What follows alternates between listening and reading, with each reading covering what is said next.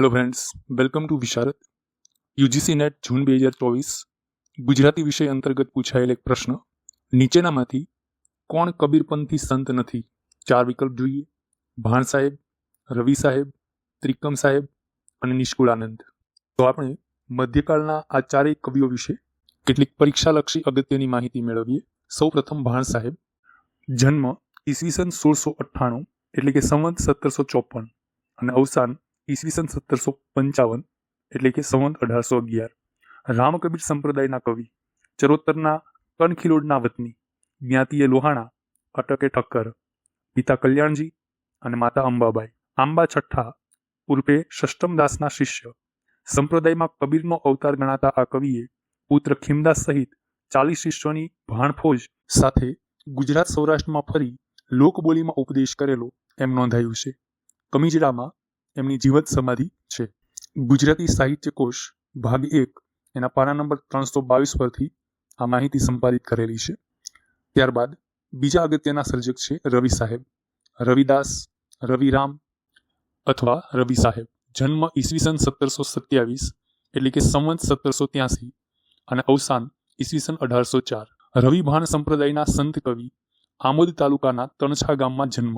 મૂળ નામ રવજી, જ્ઞાતિએ વિશા શ્રીમાળી વણિક, પિતા મંછારામ અને માતા ઈચ્છાબાઈ. કુટુંબ પુષ્ટિમાર્ગી.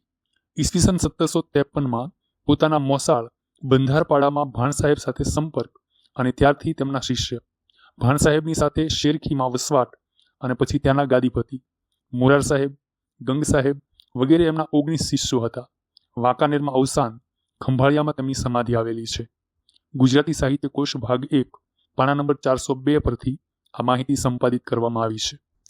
ત્રીજા મહત્વના સર્જક ત્રિકમ સાહેબ અથવા ત્રિકમદાસ. એમનું અવસાન ઈસવીસન 1802માં. રવિભાણ સંપ્રદાયના સંત કવિ, ખીમ સાહેબના શિષ્ય. કચ્છના વાગડ જિલ્લાના રામવાવ ગામે હરિજન ગરોડા એટલે કે ગોર જ્ઞાતિમાં જન્મ. નાનપણથી ખેતી વણકરી સાથે સત્સંગનો રંગ. રામગીર નામના એક જોગી મહાત્માની પ્રેરણાથી ભાણસુત ભીમ સાહેબના તેઓ નાદ શિષ્ય બન્યા. પછીથી કચ્છના વાગડ વિસ્તારમાં ચિત્રોડમાં ગાદી સ્થાપી. વાડીના સાધુ તરીકે ઓળખાતા અને હનુમાનનો અંશાવતાર મનાતા આ કવિ અસ્પૃશ્ય જાતિના કવિઓમાં અગ્રેસર મનાયા છે. તેઓ અસ્પૃશ્ય હોવાથી સવર્ણો તરફથી તેમને ઘણી પજવણી થઈ, પરંતુ સંતત્વના પ્રતાપે તેઓ એમાંથી ગૌરવભેર પાર ઉતર્યા. આ અંગે કેટલીક ચમત્કાર કથાઓ પ્રચલિત છે. ચિત્રોડમાં જીવતા સમાધિ લીધા પછી એમના દેહને એમની ઈચ્છાનુસાર રાપરના દરિયા સ્થાનમાં ભાણ સાહેબ અને ખીમ સાહેબની સમાધિઓ વચ્ચે સ્થાન આપવા લાવવામાં આવેલી, ત્યારે પણ સવર્ણોએ વિરોધ કરેલો. એમના સમાધિ સ્થાન પર ચૈત્ર સુદ બીજના રોજ હરિજનો દર્શનાર્થે આવે છે.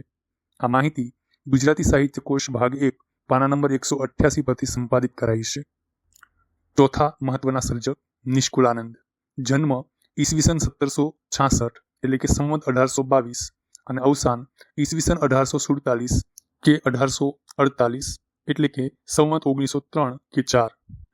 સ્વામિનારાયણ સંપ્રદાયના સાધુ કવિ, સહજાનંદના શિષ્ય. જામનગર જિલ્લાના શેખપાટ, સુખપુર અથવા લતીપુરમાં જન્મ. જ્ઞાતિએ ગુર્જર સુતાર, પિતા રામભાઈ અને માતા અમૃતબા. જન્મ નામ લાલજી. અનિચ્છા છતાં પિતાના આગ્રહથી લગ્ન કરેલું. પિતા રામાનંદ સ્વામીના શિષ્ય હોવાથી કવિ એમના સંપર્કમાં આવેલા. પછીથી ઈસવીસન 1804માં સહજાનંદ સ્વામી સાથે કચ્છમાં ભોમિયા તરીકે જવાનું થતાં સાસરાના અધોઈ ગામે એમને સાધુવેશ પહેરાવી દઈ દીક્ષા આપવામાં આવી. કાષ્ઠ અને આરસની કલા કારીગરીમાં નિપુણ આ સાધુ કવિ સંપ્રદાયમાં વૈરાગી કવિ તરીકે પ્રસિદ્ધ થયા. અવસાન ધોલેરામાં. ગુજરાતી સાહિત્ય કોશ ભાગ 1 પાના નંબર 261 પરથી આ માહિતી સંપાદિત કરવામાં આવી છે. તો મિત્રો, હવે આપણને આ પ્રશ્ન તદ્દન સરળ લાગશે. પ્રશ્ન છે, કોણ કબીરપંથી સંત નથી? ભાણ સાહેબ, રવિ સાહેબ, ત્રિકમ સાહેબ અને નિષ્કુળાનંદ.